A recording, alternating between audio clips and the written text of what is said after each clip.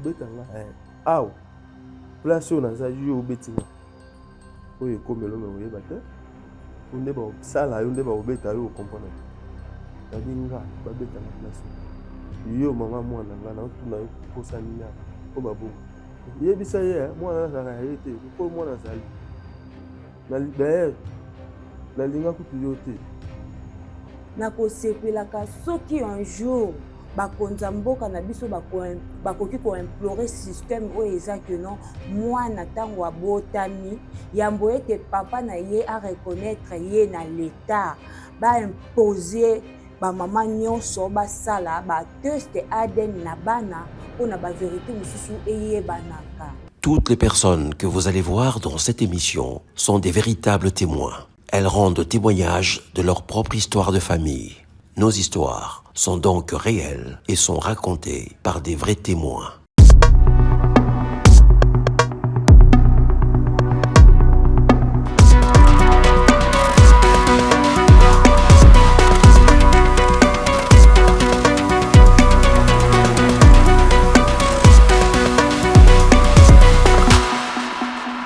Notre invité d'aujourd'hui est un coach sportif qui s'est fait balader en amour par une jeune fille qu'il a enceintée et dont il a en toute responsabilité pris la charge. Sa vie a basculé le jour où il a découvert que sa fiancée se prostituait. Il s'appelle Rossard Mananga.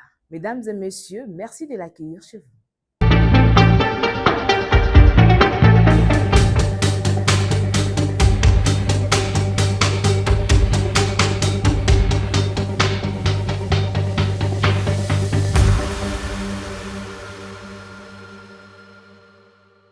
Dans cette émission, nous recevons des gens ordinaires comme vous et moi, dont la vie n'a plus été la même après qu'un secret de leur histoire de famille ait été révélé. Monsieur Ronsard. Bonjour madame. Bonjour.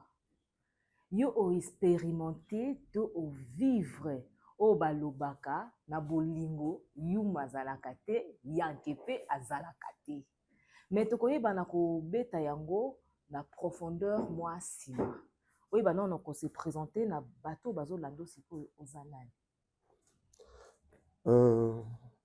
Je réponds au nom de Mananga Ronsard. Je suis un encadreur sportif. Je travaille à la Fédération nationale d'élite associée, FECOLITA, là où je suis coach.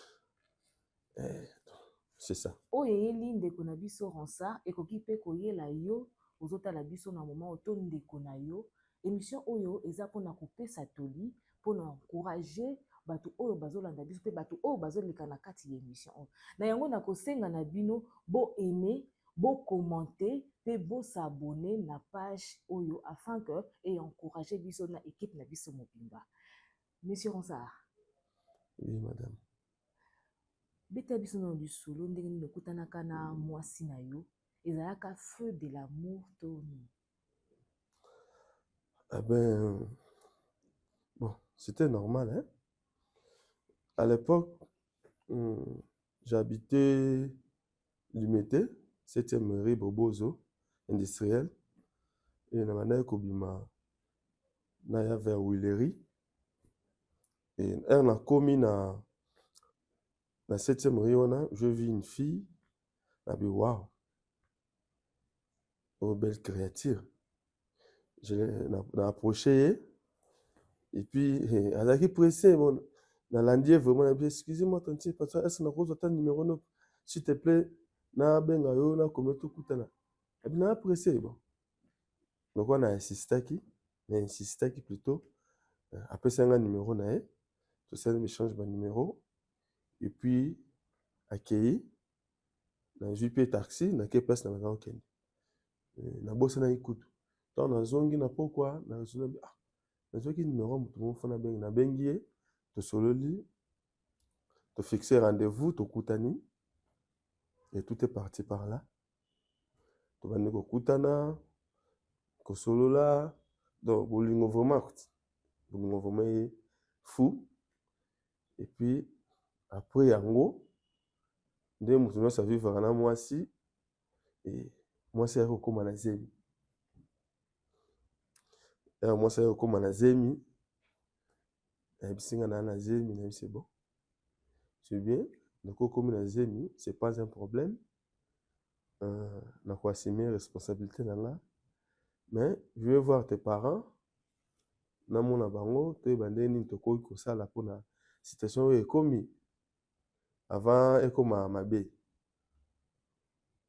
Oh ok, pas de problème. Nga ba parents bazala te, ba parents bakufa, mais je vis avec ma tante. Okoya omona ye bosolola. Je me suis dit bon oui, avant ya ko mema ma famille nga mona koma to solola te bandeni toko ko bongisa pona ko yebana entre les deux familles. Et je me suis parti là-bas. Na kutani na tante na ye to bando solola. Et à ma grande surprise, elle me dit que bon, à la zemi oui, aux charge à responsabilité, aux ça aux moi si oui, mais to pesa yo moi si te au que nous va na ye. So ko assumer ba responsabilité na yo avant da awa aux charge na o assumer ba responsabilité na. Je me suis dit ah, pour nani? Moi j'allais amener ma famille pour te banini to sala pour pas la biso moi soit dans les ennemis baba la été. Mais tu vois ça geste par rapport à accident commis et ce qui moi ça boti net aussi ça m'a musu etikala nsi. Siko papa Ronsard tango ozoloba ke pa na biso baba la ka mwasi waza na zemite pa na bino banani ekolo ni. Bon ngaza munyanga, je suis munyanga 100% pendant ne Congo. Olukai po yeba pe raison nini o isalai ke tantine ya boya o yeba na kozwa ye. Otika ka bongo. Ah bon. Omoni so za emporter la bolingo. Ba muso ba détail muso mike o yeba te. Tu insisterité, tika ki bongo. J'assume les responsabilités. Ba responsabilité nini? Pe abotaki na hôpital okendaka na hôpital omonaka pe mwana okonfirmaka pe kezaka mwana yo. Oui, bana ko expliquer biso nono étape wana nono po balandi pe bayi bana ko comprendre. Bon, moi ça botaki na gena na hôpital na moni mwana une jolie fille. Bon, elle se ressemblait beaucoup plus na maman na ye. Je suis dit oui, bon. Donc quand moi si elle se ressemble beaucoup na maman na ye, c'est pas un problème. Mais nga mona ça qui non ça. Comme à l'hôpital, je fais tout. Et moi, ça, bien l'hôpital. Après, tant la responsabilité, cela veut dire que je prenais en charge. Attends, na ate, na musique, mais na routine d'ambongo pour na survivre à moi na ye maman quoi. Après une année et demie, moi na yako bela, moi en hôpital, interné moi na abela ipenza. Et là na comme en hôpital. Qu'on les a passé à moi là. Bon. L'hôpital, na mona ke pe ba réaction mo boye bien té parce que ezali na tonton moi azali koya. So ka ye na hôpital komi ba obenda na pembeni ba ndiko solola après accueilli ya kozonga. Mais moto oyo ya kami oyo. Na tika lo komona ete azaka nani? Abi oyo ki pe makambo na wana etali te. On a robenda na pembeni wana. Babando tiko na kati ya hôpital, bango babimi libanda. Bon, réception, là, monsieur, vous avez la réception parce que moi, j'ai interné, moi, je suis c'est le médecin. Vous vendez la réception, je moi, je suis et tant à tout ni, si on était oncle nangai, mais tu sais ba eta bi, batuno sa famille il faut yeba bango. Dans le but que azaki oncle naï. Aza oncle nangai, batuno sa famille il sengel pa yeba bango. M'a dit bon, c'est comme ça. Je dis ok, c'est pas un problème. Le quoi ils a bongo. Madame pour mes athées. On a eu au hôpital. tobimi hôpital. Sikoyo papa Ronsard, pardon, anakati yo te. Totala non image oyo. Oyo bato baza na kati image oyo. Iza banani. Oh, ça fait mal quand je vois ça. Hein. Ça fait vraiment mal quand je vois ça. Bon. Là, je ramassé les cas, donc il y a mais ozo reconnaître bato baza na kati image oyo. Ouais. Ouais. Iza banani, papa Ronsard. Ça, c'est moi. Uh-huh. Et l'autre, c'est la fille à question que je parle. Et là, moi, on a mis. Moi, na yo. Soi-disant. Soi-disant, ma fille. Ah oui, ça na moment ni. Bon, ah, il y a la maternité, hein. La sortie à maternité. Ah, il y a la sortie à maternité.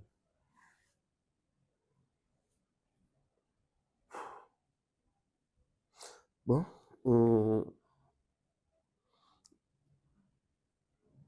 hôpital ici, moi, la bongi, tozongi ndaku. Tozongi ndaku. Eleki nango après. Après un temps, nautaki ndaku, camarade moi abengaki ngai na matonge faki tokutana tosala tosolana na mama makamoko boye. Je suis arrivé nakiti jusqu'à na vous voyez rivière Kalamu. Na entrée wana côté basokola ba mituka Kalamu. Nakiti wana na se pona koma place camarade azalaka. Tout au long de la rivière Kalamu, nazoya 2 ou 3e avenue comme ça na moni. Mutu na yo soko moni ye en tout cas obosa na été. Oui baki oyo eza un tel. Na moni avandi na se. Na mini lobe oyo ye oyete. Na bengi na komona ya sutuki. Ntunye awa oyo ozosala nini? Esika ngo ezalaki esika nini? Ezali ba point chaud to ndenge. Bon, on a si arrivé à Kalamu wana, eza place moko ba fille batelemaka basala ba kindumba na bango. Tout au long ya se ya Kalamu wana. Bao ba vivre na quartier wana, bakoyeba. Je me suis dit, oh. Akoyi po hotelema papa comme ça, akoyi po hotelema pe normalement. Siko ndingo baka na eta au moni laki wana. Kotelema normalement na moto azosala eloko je bana. Bon, pour place azalaki revendre juste na pavement moko wana. Avec une panne à on a l'IPK et puis na cycliste là c'est anglais. Na tika le monde bongo te na biema on était. C'est où ça ni na ero.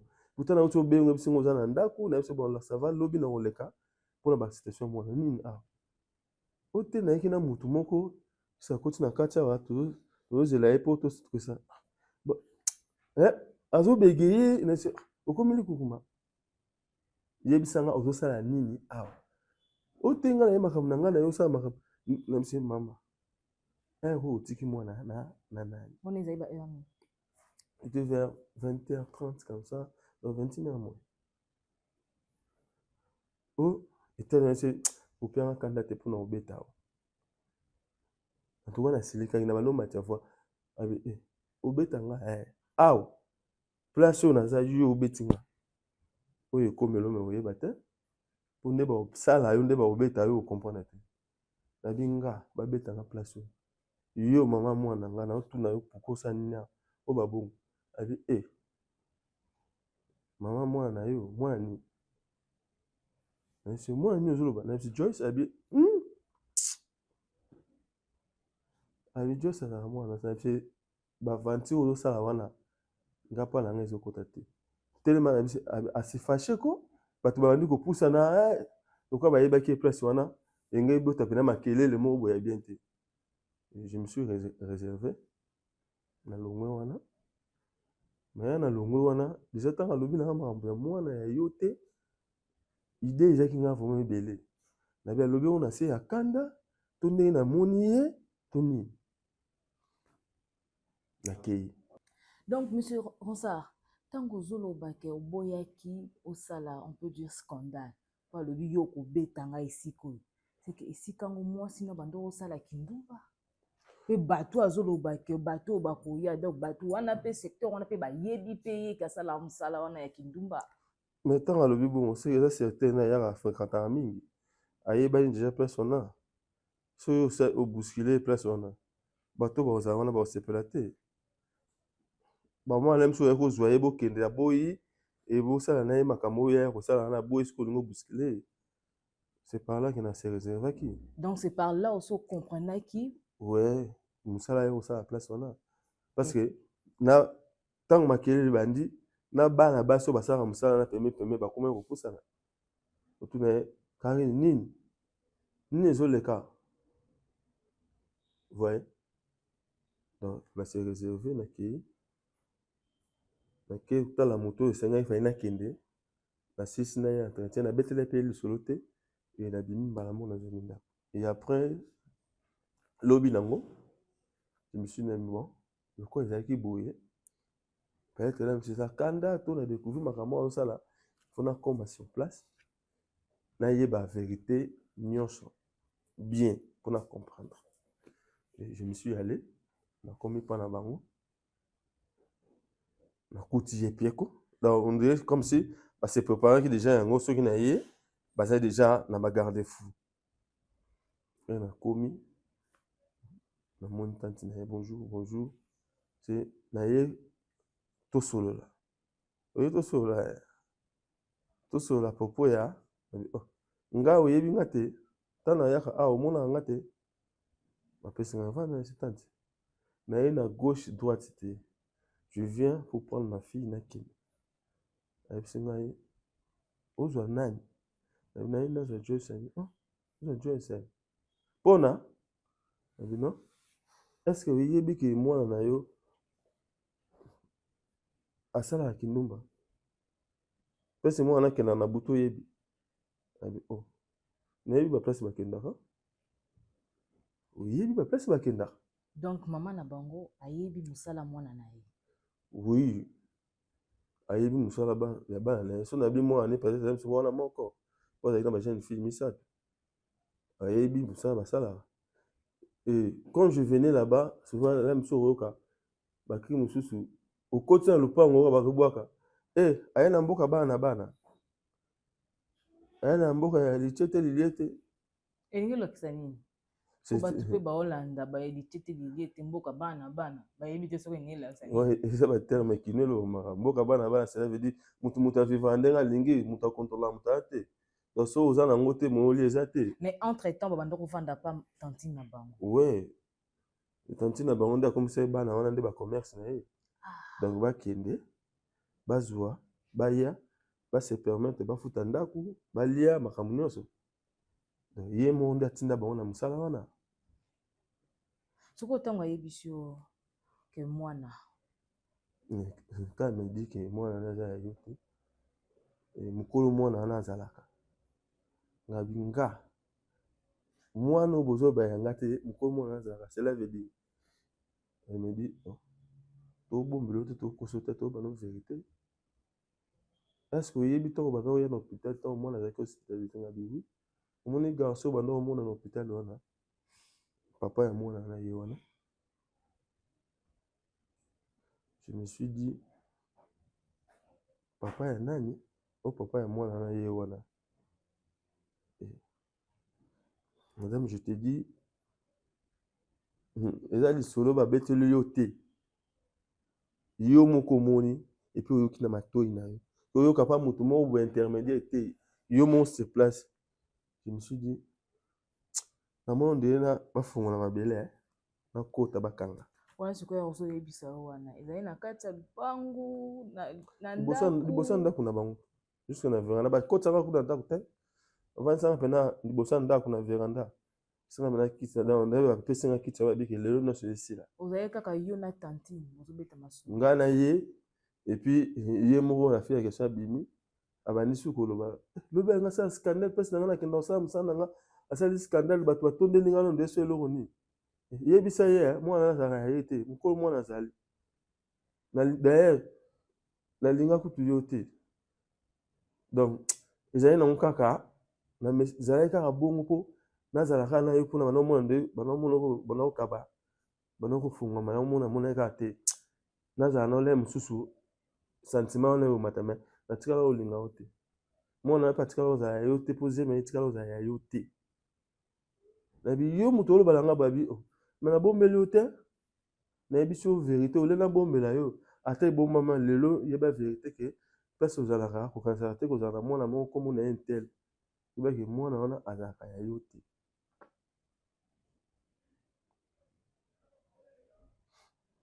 Ça fait mal donc ça passe makasi natali likolo natali na se les voisins bavandi pembeni baotala bajeune fille baolingisa motu.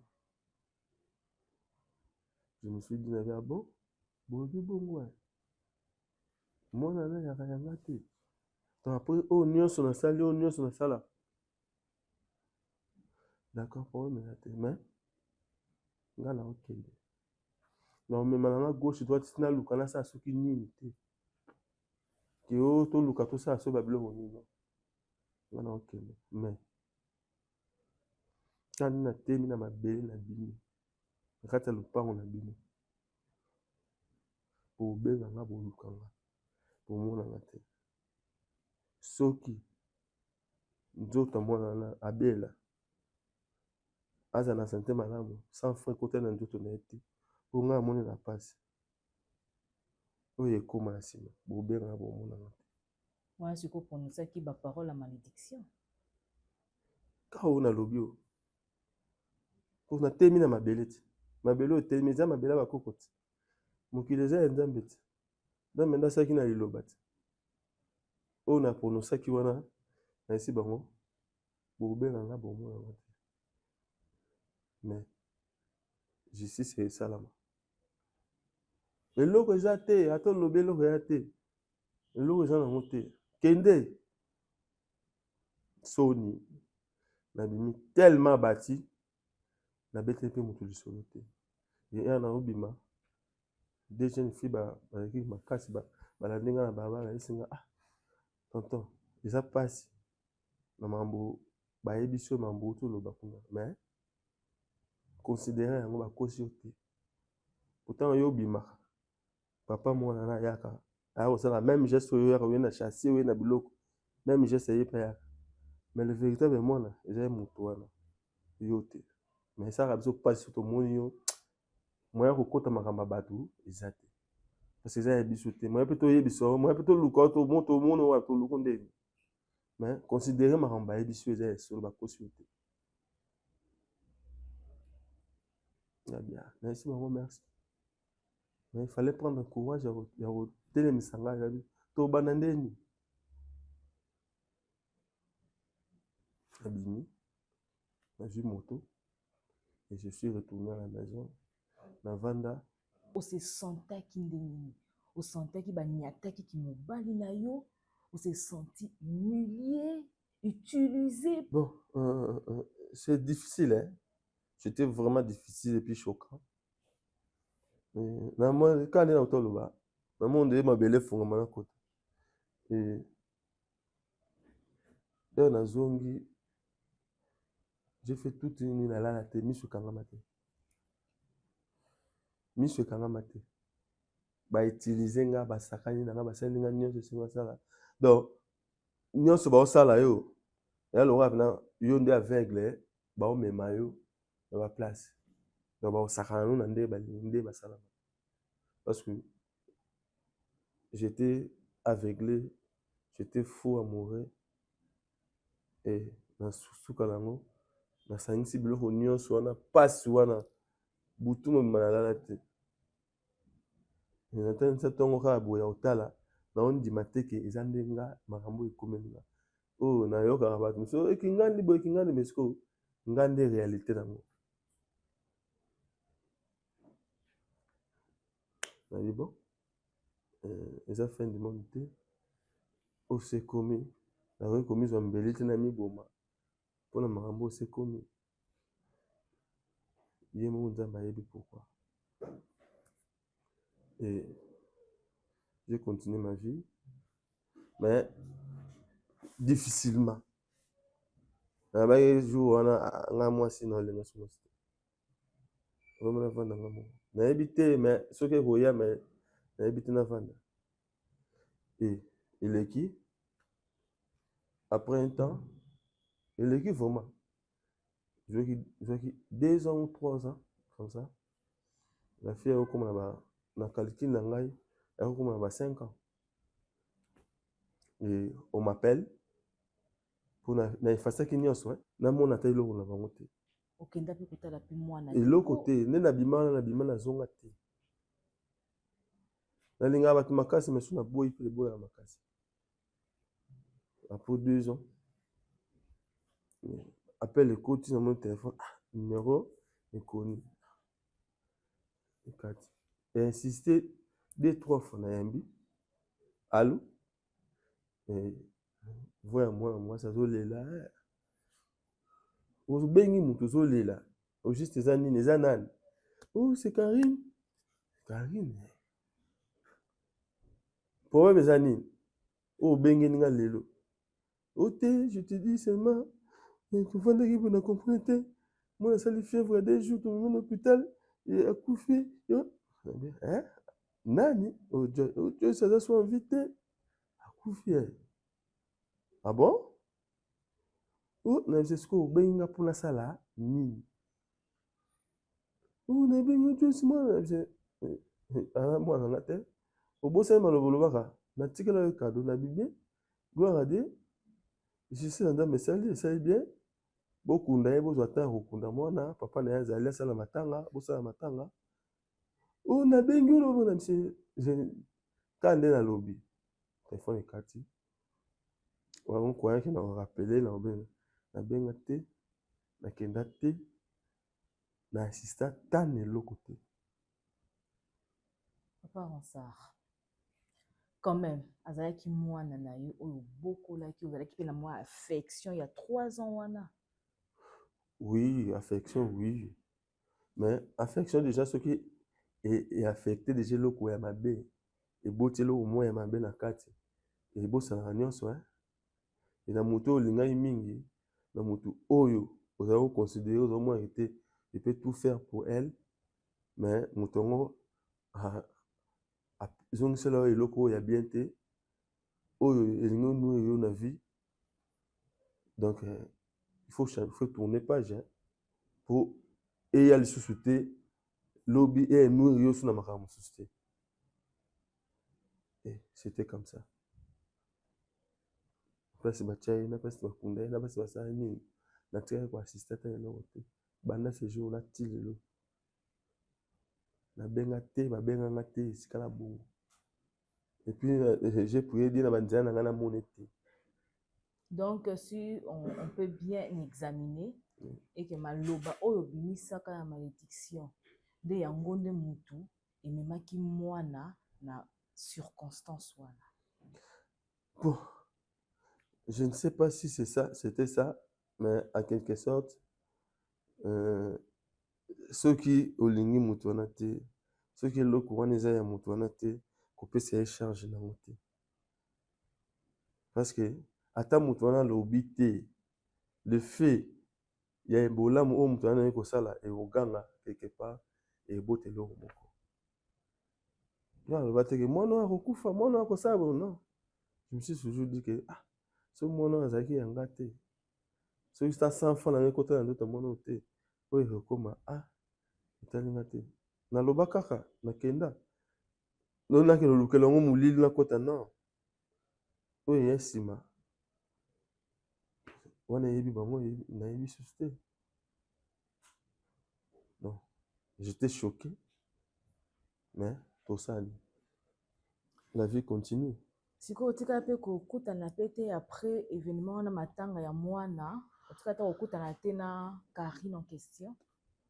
La monnaie tu la monnaie. Ayata ko s'excuser ko senga pardon na oyo asala yo. Quand je dis na monnaie tilelo. Et puis place wana zalaka na bima et na sala voyage moko il y a 1 année et demie na ekozonga donc na monnaie. Merci monsieur Ronsard. Pe nakobakisa lisusu mwa mokie maloba ezalaka na pouvoir ya makasi. C'est pourquoi on dit que le pouvoir de la langue, la vie et la mort, eutaka wana. Tout comme ce kokoloba mabe to malamu. Donc, c'est par là qu'il faut souvent gérer notre bouche. Tokoyamba ndeko na biso Laetitia po na vie na ye concernant l'histoire ya Monsieur Ronsard. Na constaté que boza ebele ya kolanda émission oyo. Merci vraiment pour ça. Pe na remarqué boza pe ebele bozolanda émission oyo sans pour autant ko s'abonner. Na yango na ko senga bino bo s'abonner bandeko na ngai afin pour na ko encourager ngai pe équipe Mobimba. Merci beaucoup.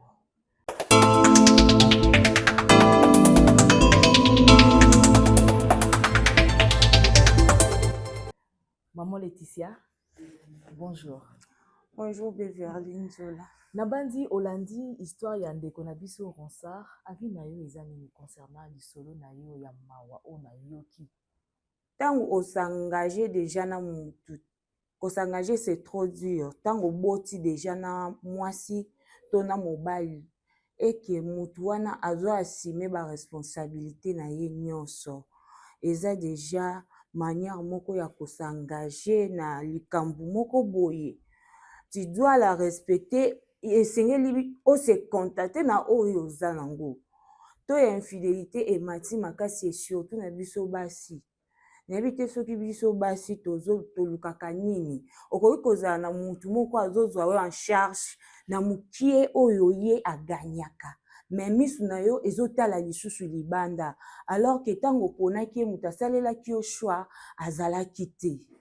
Yango wana na kosepelaka soki un jour bakonza mboka na biso bakoki ko implorer système oyo eza que non mwana tango abotami yambo ete papa na ye a reconnaître ye na l'état ba imposer ba mama nyonso basala ba test ADN na bana pona ba vérité mususu eyebanaka.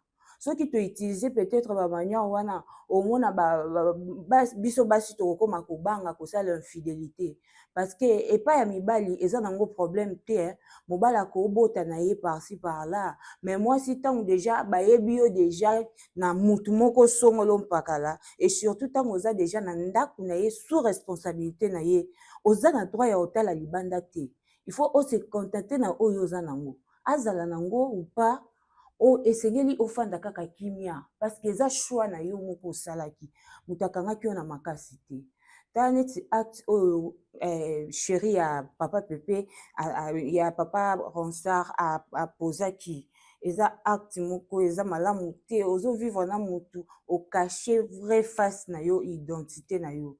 Heureusement nzamba lekisaki na nzela wana po a découvrir vérité po na nga na moni eza journée oyo ezalaki programmé uniquement po na ye a découvrir vrai face ayeba mutu nini oyo ye afandaka na ye po na boye kaka alinga koka pe koyeba te po nzoto ya mwasi to ya mobali ezala nango pe na compteur te oyo elakisaka ke mutu asalaki boye azongisaki boye na yango eza pasi makasi vraiment en tout cas. C'est tout ce que j'avais à dire. Merci maman Laetitia na avi na yo. Avi oyo balandi bazotala biso oyo bazope ko se poser ba question. Na yango nakangi malobo mutu loba il faut ko sala test d'ADN à partir ya maternité. Mais wana ekobota ba problème susté na ba famille. Na yango natiki bino moko boye bana kotika ba commentaire na bino concernant avi wana. Mwana nyonso kobota na maternité. Maman Laetitia lobi, il faut pe basa la pe test d'ADN. Na yango wana motuna eza epa na bino balandi na biso, botiki la biso ba commentaire na bino concernant émission oyo concernant histoire ya papa Ronsard.